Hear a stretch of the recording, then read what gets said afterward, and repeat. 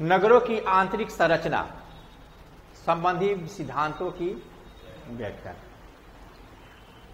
नगरों की आंतरिक संरचना संबंधी बर्गेस कैसे देखेंगे। नगरों की आंतरिक संरचना संबंधी 3 सिद्धांत मुख्य रूप से दिए गए हैं।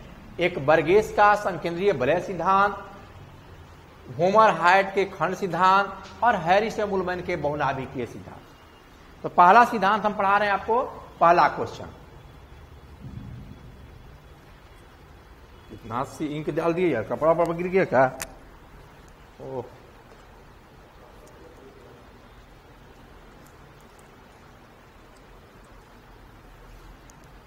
देख रहे कितना गिर रहा है। पहला है संकेंद्रीय वलय सिद्धांत।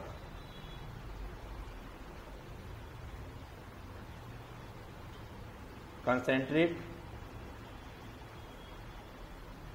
वलय सिद्धांत देखेंगे। अब इसमें संकेंद्रीय वलय सिद्धांत का प्रतिपादन ई बर्गेस ने 1925 में किया। 1925 में किया। इन्होंने, इनका अध्ययन तो था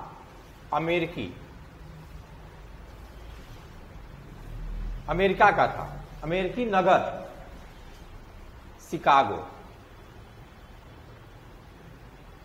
शिकागो के बारे में यह सिद्धांत दिया और बताया कि नगर की प्रक्रियात्मक जो होता है, कार्यात्मक जो होता है उसका, वह वलय के रूप में बढ़ता है। उसका विकास जो होता है वलय के रूप में होता है। एक कटिबंध के रूप में होता है, वलय के रूप में होता है। इसके बाद में आलोचना की गई कि ऐसा नगर कहीं नहीं पाया जाएगा।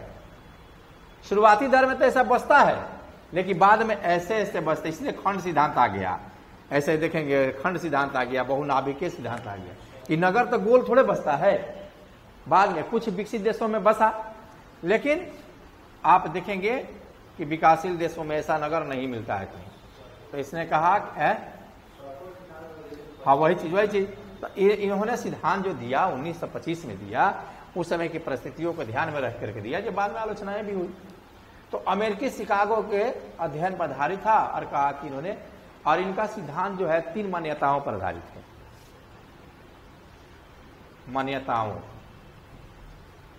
तीन मान्यताओं पर आधारित है। पहला मान्यता है कि एक समतल भूभाग हो। नगर के विकास के लिए इसका देखेंगे संकेंद्रीय वलय का जो होता है, इसकी आंतरिक संरचना जो होगी, उसमें एक समतल भूभाग हो। माने ऐसा परिदृश्य देखने के लिए समतल भूभाग का होना जरूरी है, क्योंकि पहाड़ी क्षेत्रों में थोड़े होगा गोल गोल बनेगा, कहीं समतल भूमि रहेगा तभी बनेगा। तो समतल भूभाग हो। दूसरा बताया, एक केंद्रीय नगर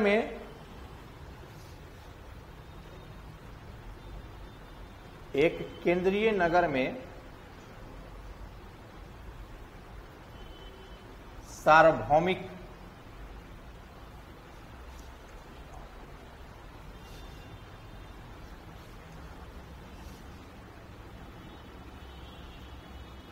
अभिगम्यता हो।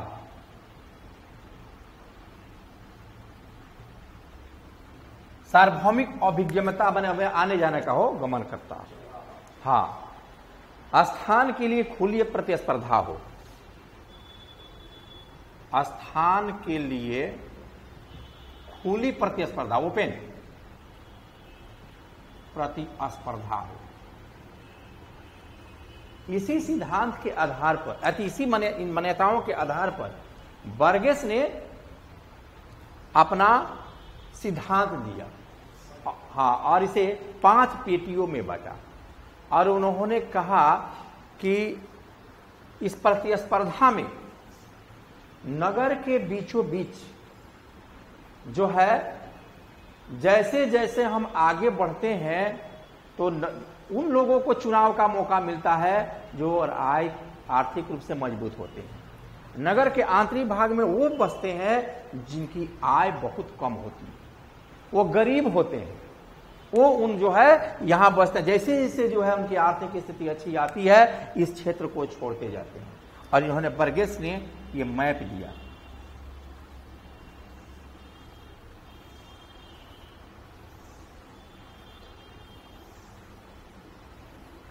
ये मैप इसको बताया सीबीडी, इसको क्या बताया 1 नंबर 2 नंबर 3 नंबर 4 नंबर 5 है।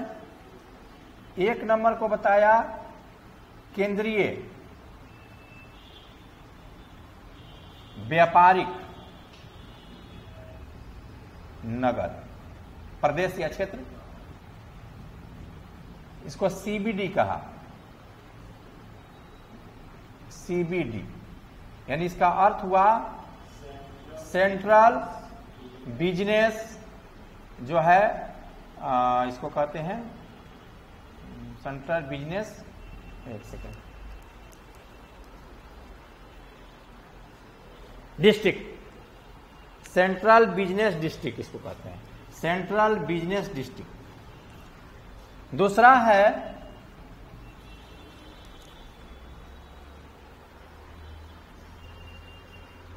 संक्रमण वलय, संक्रमण वलय। तीसरा है मध्यम स्वतंत्र कार्यशील, स्वतंत्र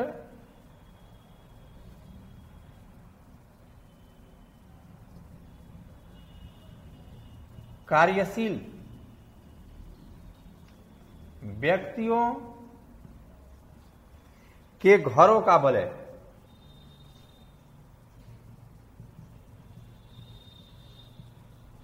चार नंबर में है मध्यम श्रेणी वर्ग, मध्यम श्रेणी वर्ग का निवास क्षेत्र।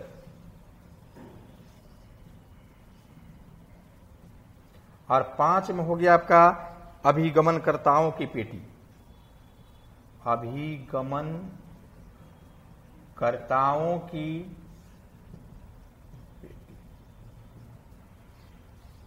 इन्होंने 5 वलय बताया। केंद्रीय व्यापारिक क्षेत्र, यह केंद्रीय व्यापारिक क्षेत्र है। यहां पर क्या होता है, कार्यालय होता है, औद्योगिक क्षेत्र होता है, यहां पर थोक व्यापार होता है, खुदरा व्यापार भी होते रहता है, मकान जो है पुराने होते हैं और नीचे मकान फर्स्ट ग्राउंड फ्लोर पर और फर्स्ट फ्लोर पर व्यापारिक कार्य होता है और थर्ड फ्लोर पर निवास भी होता है, जिसका निवास भी लोग रहते भी हैं वहां। तो ये क्षेत्र होता है। लेकिन जैसे हम आगे बढ़ते हैं तो इन्होंने बताया दूसरा बताया वलय। दूसरे वलय में कौन लोग रहते हैं, संक्रमण वलय इसको कहते हैं।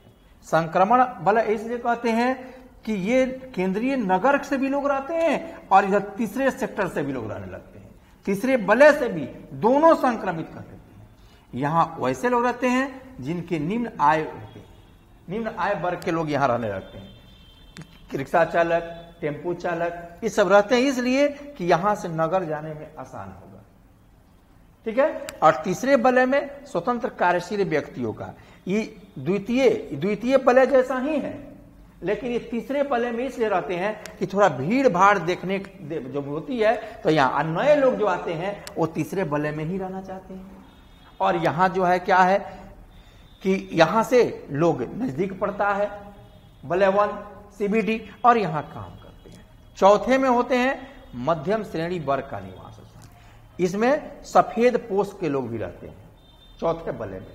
यहां पर्यावरण प्रदूषण कम रहता है, मकान भी यहां भी सघन होते हैं, लेकिन यहां पर मकान के आगे द्वार भी होता है, वहां पर फूल प्लांट भी लगाए जाते हैं इस क्षेत्र में 4 वलय में। 5वां वलय हो जाता है अभिगमनकर्ताओं की पेटी। यहां पर वैसे लोग रहते हैं जो इसकी आर्थिक स्थिति काफी मजबूत होती है, वो प्रदूषण के कारण, भीड़ भाड़ के कारण 5वें वलय में रहना पसंद करते हैं। इनके पास यातायात के पूर्ण साधन है, कार है, गाड़ी है।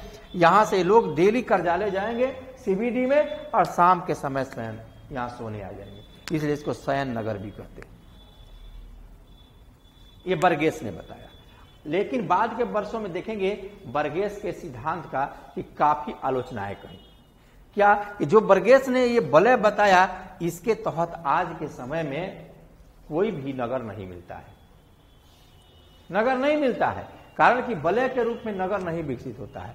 वलय जो होता है वह सेक्टर के रूप में या बहुनाभिक के रूप में विकसित होता है। हाँ, कलकत्ता एक समय वलय था, शुरुआती में जब था तो कलकत्ता वलय था, लेकिन बाद में अब देखेंगे बहुनाभिकीय हो गया है। कई जगह सेक्टर सेक्टर बट गया है, बहुनाभिकीय के रूप में हो गया है। साथ ही आप देखेंगे इसने सिर्फ जो है संक्रमण क्षेत्र में उद्योग, हल्के उद्योग की बात कहा है कि यहां हल्के उद्योग विकसित होते हैं, जबकि यहां भारी उद्योग भी देखने को मिलता है, लेकिन उन्होंने हल्के उद्योग की चर्चा किया है, जिसके कारण इनकी आलोचनाएं की जाती है। देखेंगे कि विकसित देशों में, इस वलय में, तीसरे वलय में जो है विकसित देशों में जो है यह रिहायशी इलाका हो जाता है। विकासशील देशों में तो ये गंदगी रहता है, लेकिन विकसित देशों में यहां बड़े बड़े पैसे वाले लोग रहते हैं तीसरे वलय में, इसलिए इनकी आलोचना की जाती है। तो यह हो गया बर्गेस का सिद्धांत, संकेंद्रीय वलय सिद्धांत। अब आगे देंगे, इसको लिख लेंगे तब आगे पढ़ाएं। लिखिए लिखिए।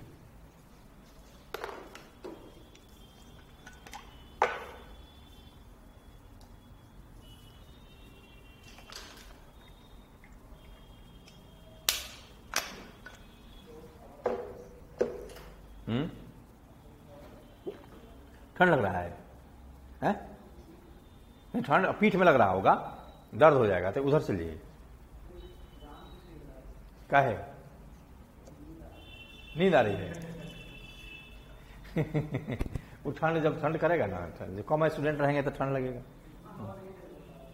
तो उसको ठीक कराएंगे ना, ठीक करा दिए, कम कर दीजिए, हवा कम कर दीजिए, हवा को कम कर दीजिए। यहाँ है, लिखिए। जो सब आलोचना होता है, वो जो होता है वो बुद्ध से लेकर वर्तमान के सापेक्ष में आलोचना होता है। हाँ, उस समय जो दिए वो उसके अनुसार। हाँ, लेकिन अभी जो है तो बदल गया, तो आलोचना का अभी भी करेंगे, अब के समय के अनुसार करेंगे, उस समय के अनुसार भी करेंगे। तो आलोचना अभी एक परिप्रेक्ष्य में होता है। हाँ हाँ, उस समय भी किया। आप कोई मान लीजिए जियोग्राफर उसी समय किया होगा, तो उसका नाम लिखिएगा, उस समय तो लिखिएगा। चलिए लिखिए, संकेंद्रीय वलय सिद्धांत या कटिबंध सिद्धांत, कॉन्सेंट्रिक जोन थ्योरी।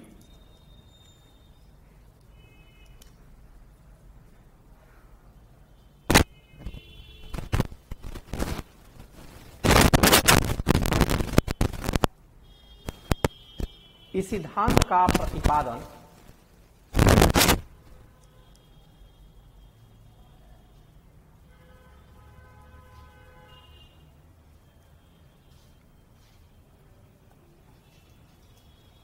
अमेरिकी समाजशास्त्री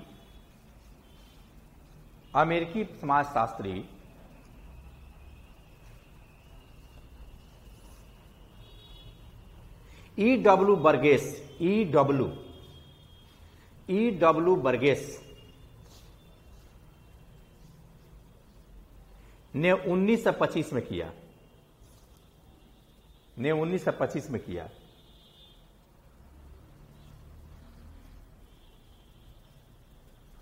उन्होंने अमेरिकी नगर शिकागो के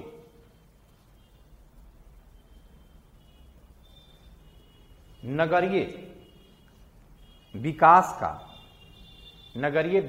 का अध्ययन करके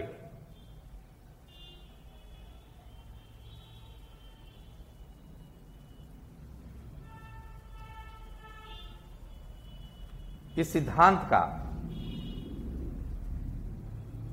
प्रतिपादन किया।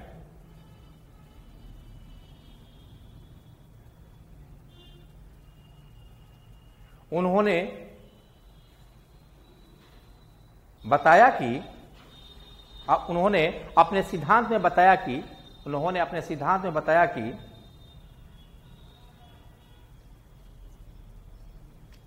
किसी नगर का विकास केंद्र से बाहर की ओर वलय के रूप में होता है,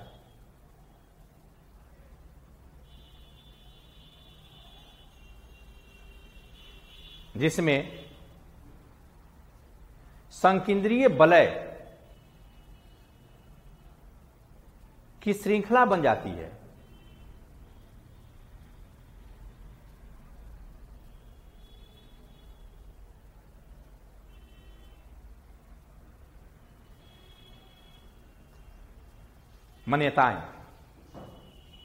मान्यताएं पॉइंट लीजिए।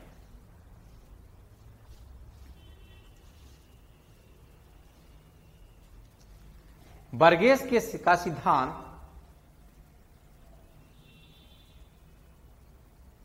तीन मान्यताओं पर आधारित है।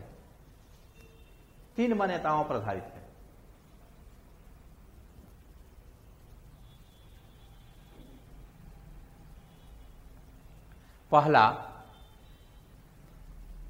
एक समतल भूभाग हो।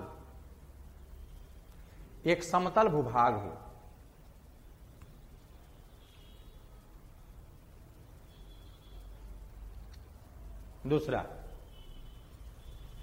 एक केंद्रीय नगर में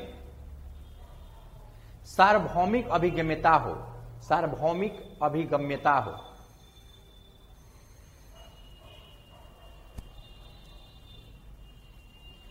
नेक्स्ट, स्थान के लिए खुली प्रतिस्पर्धा हो।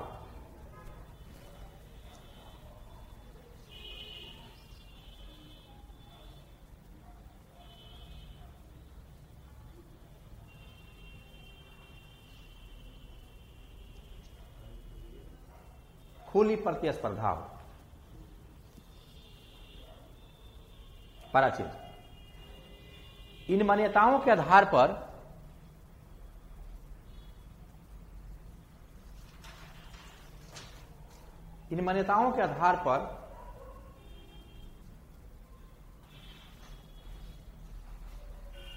नगरीय विकास का सिद्धांत दिया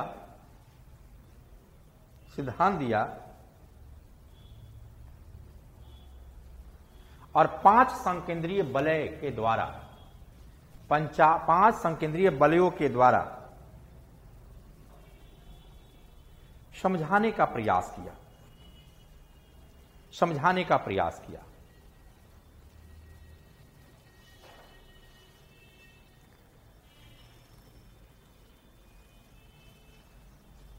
ये निम्न है,